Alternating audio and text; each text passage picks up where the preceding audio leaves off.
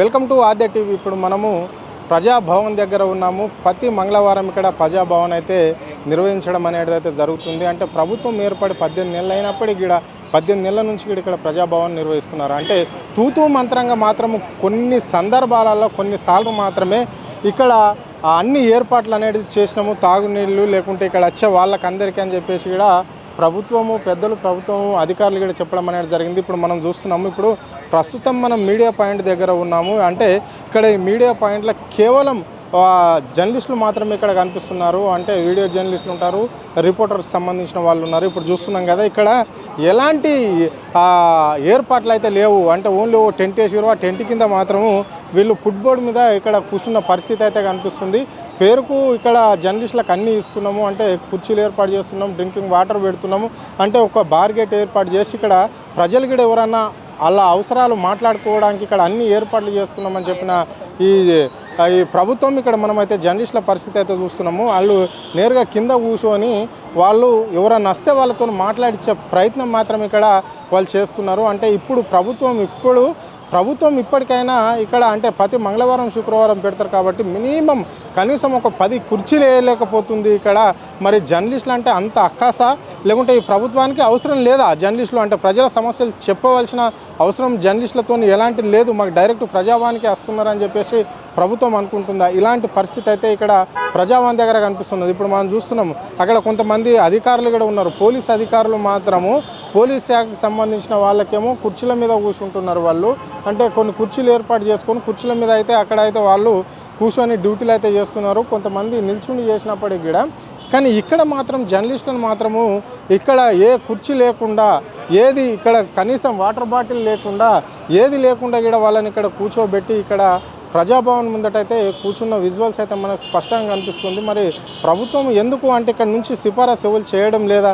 అంటే ఇక్కడ ఎవరు దీన్ని మెయింటెనెన్స్ చేసేవాళ్ళు లేరా? అంటే మీడియాను ఎత్తేయాలని ఒక ఆలోచనతోటే, ఒక ఉద్దేశంతో ఈ పన్నాగం చేస్తుందా ఈ ప్రభుత్వం? లేకుంటే ఇక్కడ ఉన్న ఇన్ఛార్జ్ ఎవరైతే ఉంటారో ప్రజాభవన్కి సంబంధించి వాళ్ళు కూడా ఇక్కడ పట్టించుకోవడం లేదు. ఎందుకు అనేదే అంతు చిక్కడం లేకుండా పోతుంది. అంటే ప్రతిసారి కూడా ఇదే పరిస్థితి. అంటే జర్నలిస్టులు రావడం, ఇక్కడ కూర్చోవడం, ప్రజల సమస్యలు తెలుసుకుంటే కూడా కొంతమంది వచ్చి డిస్టర్బెంట్గా చేయడం అనేది అయితే మనకు స్పష్టంగా కనిపిస్తుంది. అంటే ఇక్కడ చూస్తున్నాం దాదాపుగా 10 నుండి 20 మంది జర్నలిస్టులు మాత్రం ఇక్కడ మనకు కింద కూర్చున్నట్లు మనకు విజువల్స్లో అయితే స్పష్టంగా కనిపిస్తుంది. మరి ఈ ప్రభుత్వం ఎందుకు అనేది ఈ జర్నలిస్టులను చిన్న చూపు చూస్తుంది? ఏమనంటే ప్రజల సమస్యలు తెలుపుతుంది అనా? ప్రజల సమస్యలు అంటే ప్రభుత్వానికి అనుకూలంగా వార్తలు రాయకపోవడంకే ఇలాంటి పరిస్థితి చేస్తుందా, లేకుంటే ఏ విధంగా చేస్తుందో అని చెప్పేసి అంతు చిక్కడం లేదు. ఇప్పటికి కూడా ఈ జర్నలిస్టులు మాత్రం మీన కూర్చొని అంటే మళ్ళీ ఒకటి అయిందంటే మాత్రం పోలీసు వాళ్ళు ఇక్కడ నుంచి వీళ్ళని పంపించే ప్రయత్నం చేస్తుంటారు. మళ్ళీ ఇక ఎక్కడికెక్కడ మనం బార్గేట్లు కూడా చూస్తున్నాం కదా, ఈ బార్గేట్లు కూడా వేసేసి ఇక్కడ ప్రజలను రాకుండా డైరెక్ట్ నేరుగా అవతల నుండి ఇవతలకి రావాలని చెప్తుంటారు అన్నట్టు. అంటే ఇక్కడ ప్రజల సమస్యలు తెలుసుకోవడానికి, చెప్పుకోవడానికి వాళ్ళు వచ్చి ఇక్కడ మీకు వినతి పత్రాలు ఇచ్చిన వాళ్ళని కూడా అక్కడ నుంచి ఇక్కడ రమ్మడానికల్లా వాళ్ళను కొంతమంది వృద్ధులు వస్తున్నారు, కొంతమంది చాలామంది అనేక సమస్యలతో వివిధ జిల్లాల నుంచి, వివిధ ప్రాంతాల నుంచి కూడా చాలామంది వస్తున్నారు. అలాంటి అప్పుడు వీళ్ళ సమస్యలు తెలుసుకోవాలంటే ఒక జర్నలిస్టులకు ఇంత రెస్పెక్ట్ లేకుండా ఈ ప్రజాభవన్ దగ్గర అయితే ఉన్నట్లయితే మనకు స్పష్టంగా కనిపిస్తుంది. ఇప్పటికైనా కానీ ఇలాంటి పరిస్థితి ఉండకూడదు. అంటే ప్రభుత్వంలో ప్రజావాణి నిర్వహిస్తున్నారు కాబట్టి ప్రజల సమస్యలు చెప్పుకోవడానికి ఇక్కడ వస్తున్నారు. వాళ్ళు ఇక్కడ వార్తలు రాయడానికి వచ్చేవాళ్ళు కాబట్టి వీళ్ళని ఇంత చిన్న చూపు చూడడం ఏంటి అని చెప్పేసి జర్నలిస్టులు మాత్రం కొంతమంది సతమతమైన పరిస్థితి ఇక్కడ స్పష్టంగా కనిపిస్తుంది. చెప్పండి తమ ఎందుకు కూర్చోరు ఇట్లా మీరు? మనం ప్రజల సమస్యలు తెలుసుకుందామనే, మేము కూడా జర్నలిస్టే, నేను యాంకర్నే. సో ఇక్కడ ప్రతి మంగళవారం రోజు, శుక్రవారం రోజు ఇక్కడ రావడం జరుగుతుంది. ప్రజల యొక్క సమస్యలని చూపిద్దామన్న ఉద్దేశంతో రాజరింది. ఇక్కడ వచ్చిన తర్వాత మేము తప్ప ఇంచుమించు 20 మంది జర్నలిస్ట్ ఇక్కడ ఉన్నారు తప్ప, కానీ ప్రజలు అయితే లేరు. సో ఇక్కడ మరి సమస్య లేక ప్రజలకు రావట్లేదా, లేకుంటే లోపల పట్టించుకోవట్లేదు అన్నది ఒక అంశంగా మారింది. సో ప్రజల విషయానికి వస్తే అంటే లోపల ఎటువంటి రాజకీయ నాయకులు కానీ ఎటువంటి ప్రతినిధులు కూడా లేరు. జస్ట్ అవుట్ సోర్సింగ్ వాళ్ళే ఉన్నట్టుగా మనకి ఇన్ఫర్మేషన్ తెలుస్తూ ఉంది. కానీ ఇక్కడ జర్నలిజం గురించి మాట్లాడితే అన్న సేమ్ విలేకరులకు కావాల్సిన వసతులు కూడా ఇక్కడ ఎటువంటి ఏర్పాటు లేదు. మీరు చూడండి, రోడ్ల మీద ఫుట్పాత్ మీద కూర్చోవడం జరిగింది. ఇక్కడ ఎటువంటి చైర్స్ కూడా అరేంజ్ చేయలేదు. సో మళ్ళీ మన ముఖ్యమంత్రి కూడా చెప్తుంటాడు జర్నలిస్ట్కి సపరేట్ రెస్పెక్ట్ ఇస్తాము, వాళ్ళకి కావాల్సిన వసతులు ఏర్పాటు చేస్తాం అంటాడు. కానీ ఇక్కడ లైవ్లో మనం చూసుకుంటే ఇక్కడ వచ్చి చూస్తుంటే తెలుస్తుంది మనకు ఎటువంటి వసతులు ఇక్కడ ఏర్పాటు. వాటర్ పెట్టినాము, టెంట్ వేసినాము, మళ్ళీ వాళ్ళకు కావాల్సిన కుర్చీలు కూడా ఇచ్చినాము, ఒక బార్గేట్ ఏర్పాటు చేసి చెప్పేసి అంటే ప్రజా సమస్యలన్నీ తెలుసుకోవడానికి జర్నలిస్టులను అక్కడ పోయి కలిస్తే సరిపోతుంది అని చెప్పేసి కూడా గతంలో చెప్పడం జరిగింది కదా. మరి ఇప్పుడు అలాంటి వసతులు ఉన్నాయి ఇక్కడ, మీకు వాటర్ కావచ్చు, లేకుంటే స్నాక్స్ కావచ్చు, టీ కావచ్చు, కాఫీ లాంటివి, లేకుంటే ఏదన్నా ఫుడ్ ఏర్పాట్లు ఇలాంటివి ఇక్కడ ఇస్తాము అని చెప్పిన గతంలో. ఇప్పుడు అలాంటివి ఏమైనా ఉన్నాయా ఇక్కడ? అన్న మనం ఉన్నది ఉన్నట్టు మాట్లాడుకోవాలి, జర్నలిస్ట్ కాబట్టి మనం ఉన్నది ఉన్నట్టు చూపించాలి, ఉన్నది ఉన్నట్టు మాట్లాడుకోవాలి. కాబట్టి ఇక్కడ కేవలం ఒక టెంట్ ఉంది, ఎటువంటి చైర్స్ లేవు, ఎక్కడెక్కడనో దూరంలో వాటర్ ఉన్నాయి, స్నాక్స్ అనేవి ఇవ్వడం జరగలేదు. ఇప్పుడు చరిత్రలో ఇప్పుడు కూడా ఇవ్వలేదు, అవునన్నా కాదన్నా. సో ఇక్కడ ఏంటంటే ఏదో వస్తున్నాం ప్రజల సమస్య చూస్తున్నాం తప్ప కానీ ఎటువంటి జర్నలిస్ట్ కానీ వాళ్ళకి కావాల్సిన సదుపాయాలు కానీ ఎటువంటి ఇక్కడ ఇవ్వడం జరగలేదు.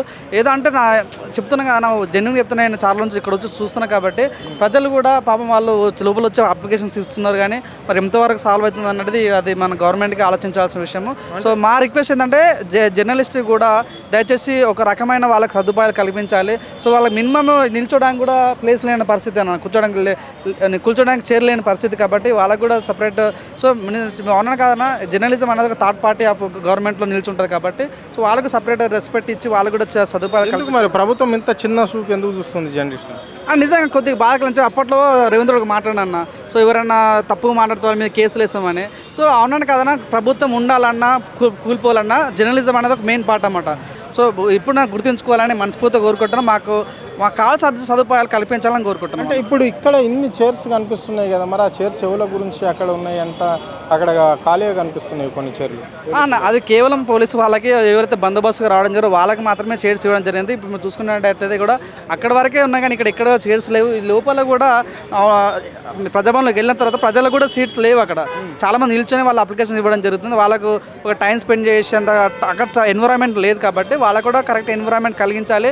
సో మెయిన్గా ఏంటంటే మన జర్నలిజం గురించి మాట్లాడుకోదలుచుకుంటాం కాబట్టి సో మాకు కొన్ని ఇబ్బందులు అయితే ఉన్నవి.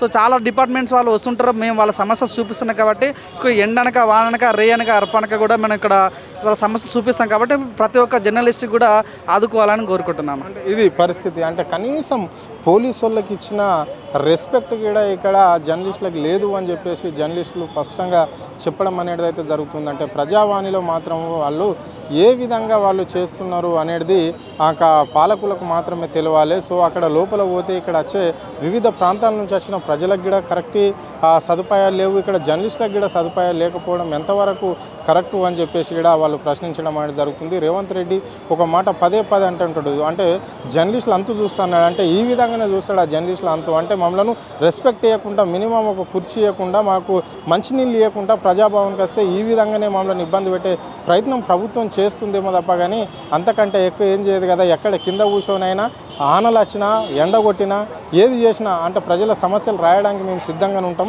ఈ కింద కూర్చొనైనా కానీ ఇక్కడ ఏం జరుగుతుందో ప్రజాభవన్లో ఎక్కడి నుంచి వస్తున్నారో వాళ్ళ వార్తలు ఏంది రాసి ప్రభుత్వాన్ని ఎండగట్టడానికి కావచ్చు, తప్పుంటే తప్పని చెప్తాము, ఒప్పైతే ఒప్పని చెప్పడానికి మేము సిద్ధంగా ఉన్నామని చెప్పేసి జర్నలిస్టులు స్పష్టంగా చెప్పడం అనేది అయితే జరుగుతుంది. కెమెరా పర్సన్ ప్రవీణ్తో అరుణ్, ఆద్య టీవీ, హైదరాబాద్.